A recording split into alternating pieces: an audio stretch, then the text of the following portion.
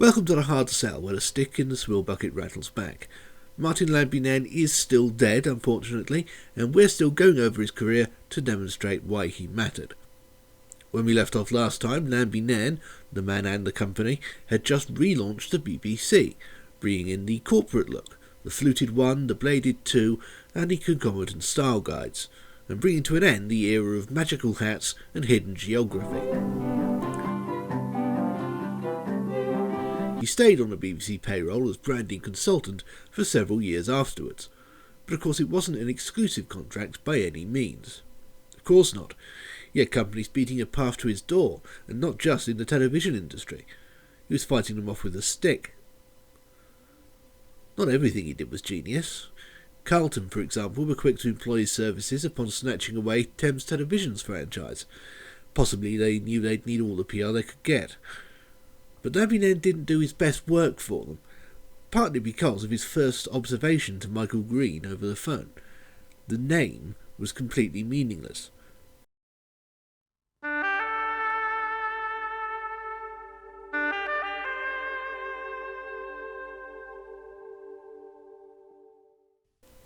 And here they were, presuming to take over London's ITV from a company literally called Thames, whose image had been the London skyline. The first set of Carlton idents were, therefore, a desperate attempt to provide some sort of, identity to the damn company, and for that identity to be Television for London. This was ultimately achieved, or not, via a magazine-inspired visual aesthetic, a repeated musical motif, and the faces of various ordinary Londoners. This is Carlton Television for London. It was okay in and of itself, but rather flat, cold and uninspiring, and a sharp downgrade from Thames's last item.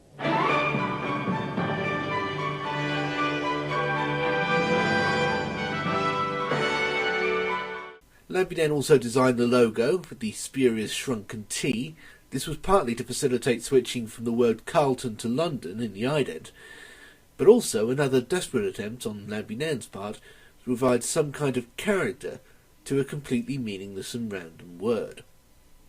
It was also quite stiff and inflexible, so a mere 2 years later Lambie-Nairn and company changed it again to this bellowing quasi-ambient light show de grand fromage.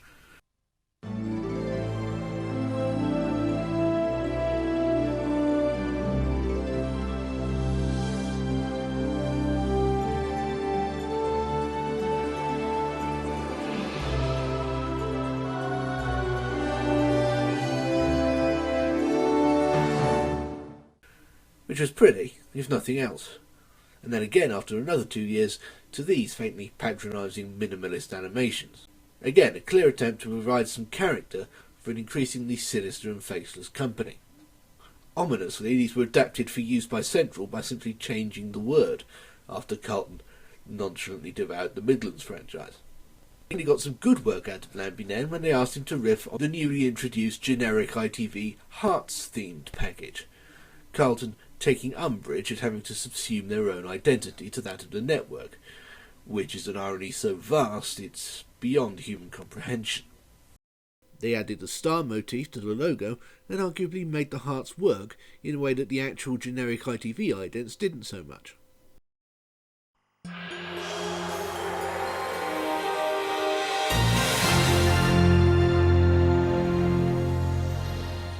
Still, Carlton didn't deserve Lambie-Nairn's best work. By now, he and his company were globally famous, providing identities to companies all over the world. They gave France's public broadcaster TF1 the logo they still use to this day, well over 30 years later, and that will be a recurring motif. Not long after that, they relaunched the Franco-German Alan Yentob channel Arte. Back home, Lambie-Nairn leveraged one of the most recognisable icons in the entire world for the Disney Channel.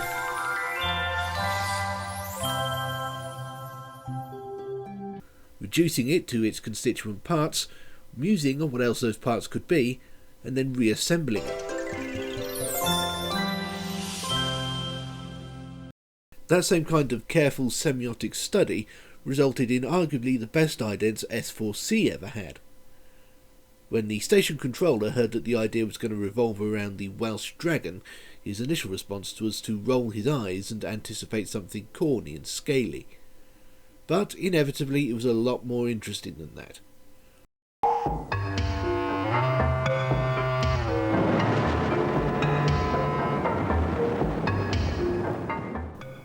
Instead of having a big red pantomime horse with wings, as the controller was dreading, instead we had some abstract, stylised, at times almost balletic extrapolations of the idea of a dragon using household objects, marrying the mythical with the ordinary, the regular with the unexpected.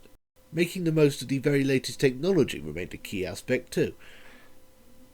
Channel 4's idents revolutionised the art of CGI in branding. Now everyone was using it, so for the innovators it was clearly time to move on. By the end of the 80s, Lambie-Nairn came to the conclusion that he'd more or less come to the end of what CGI alone could achieve anyway. By the 90s, it was now a case of marrying together the latest innovations in computer animation with what could be achieved via intricate physical effects, props, in-camera trickery, fire and skill. This ident the Lambie-Nairn company made for Russian satellite station Meteor Kino, for example.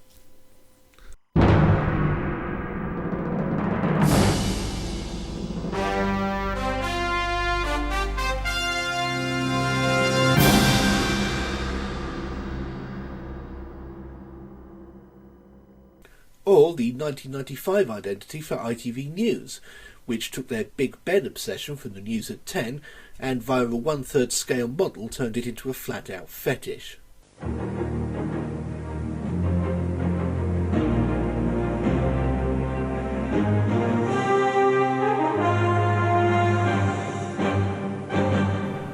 It's arguably never quite looked this good again. Television may have been the specialty, but other walks of life benefited from the Lambie-Nairn touch too. When the CEGB was divided into National Power and Powergen, it was easy to tell which one hired Lambie-Nairn. Here's another hint if you're struggling. It's the one that never significantly changed their logo again.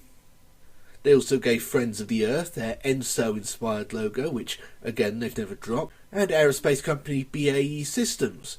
Probably didn't stretch him or his company all that much, but hey. But the vast majority of Lambie-Nairn's work, the man and the company, was in television. And part of being the BBC's branding consultant meant he had first dibs on any new design projects at the corporation. The ones he took included the 1995 relaunch of the BBC's international brands.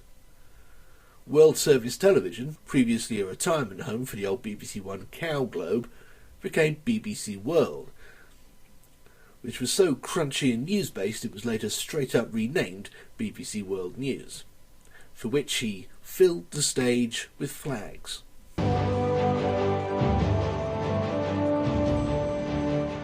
This is BBC World, the BBC's international news channel.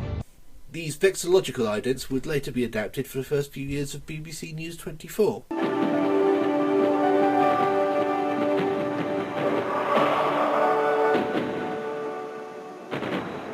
Alongside that, there was an all-new channel, a sort of overseas BBC One called BBC Prime.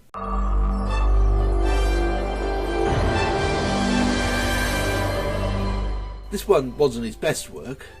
The metaphor thuds a bit and it's unintuitively laid out, but it's still a neat example of the props-based fire and skill approach. This was all just foreplay, however.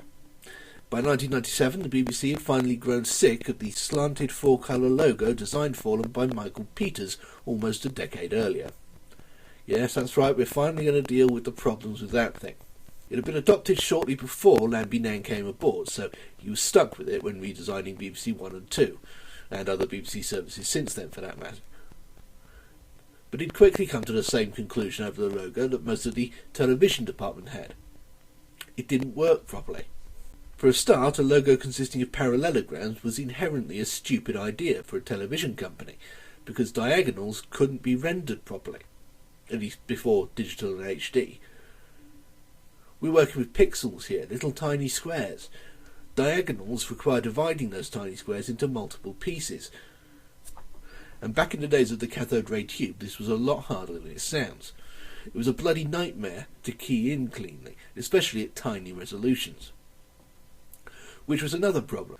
The more you shrunk it, the less legible it became, and it turned into an unreadable blob of pixels far too soon. The lettering was too chunky. The counters, that is to say the holes in the B's and the gap in the C, too small.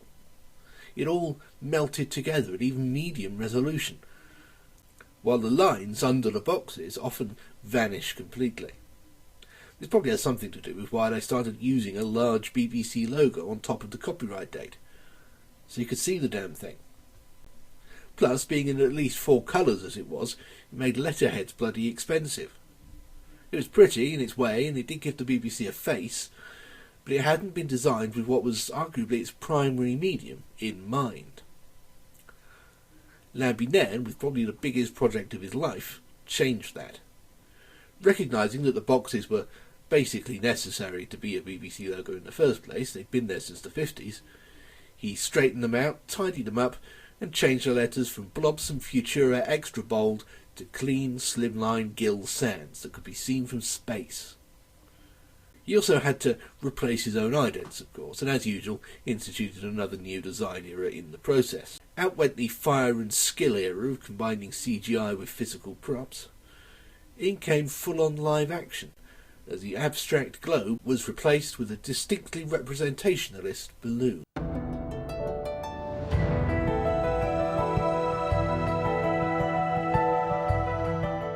An actual balloon in the real sky of Sirius Earth, mind. Not just shot on blue screen and stripped into any old Ordnance Survey footage. Although they knew perfectly well that people would eventually want to do that for future idents and variations and the like, which is why they coloured it red. BBC Two, however, stayed with the look it had, only with the new livery painted over it. Lambie-Nairn had just done too good a job the first time. The Bladed 2 was immortal.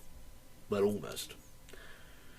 He stayed affiliated with the BBC until 2008, creating or consulting on identities for all of their channels, often twice. And, once again, remaking the news department. Much of his work remains to this day, including, of course, the 1997 logo. By the turn of the millennium, Lambie-Nairn and Company had been bought out by advertising agency WPP, leaving Lambie-Nairn himself effectively an employee at his own company. He left in 2008, initially for rival company Heavenly, before setting up his own consultancy, MLN, in 2011. I'm going to blame the timing of all this for the fact that the once-in-a-lifetime opportunity to design the logo for the Olympic Games in London somehow passed over one of the greatest graphic designers of the age in favour of his perpetual runners-up, the good people at Wolf Ollins. And in case you'd suppressed it, this is what Wolf Ollins gave us. Martin Lambie-Nairn was right there, you fools! Some major works produced by MLN in the last decade of Lambie-Nairn's life included a crispy new look for the Royal Opera House, a collaboration with Blue Peter on the Queen's Diamond Jubilee, and the recent relaunch of Beano, introducing a yellow colour scheme and dropping the word "the." And he was still working up to the point he unexpectedly died on Christmas Day 2020. No cause of death was revealed, but since it came so completely out of the blue, it's probable his heart exploded for no particular reason, because God thinks he's so bloody funny. I'll give the last word to the man himself, from a talk he gave at the Cornwall Design Forum a few years back on redesigning the BBC. And one fundamental truth about his industry that really illustrates why he mattered. In a sector in constant motion, he managed to keep riding the wave. In many ways, he was the wave. I think, once you hear it and how it was actually achieved, you may agree with me that it is actually quite an important job. And the fact that it's not used now is life. One imagines that if you actually get what we do right, and it works, and is, you know, everybody's enthusiastic about it, you imagine that that's sorted that and then we can move on. But no, what happens is a new bunch of people arrive, and they go, what's all that? In the bin, and they start again. It's like 20 years ago. And so it all gets binned. But that's what we do, and that's part of our life. There's no point in worrying about it.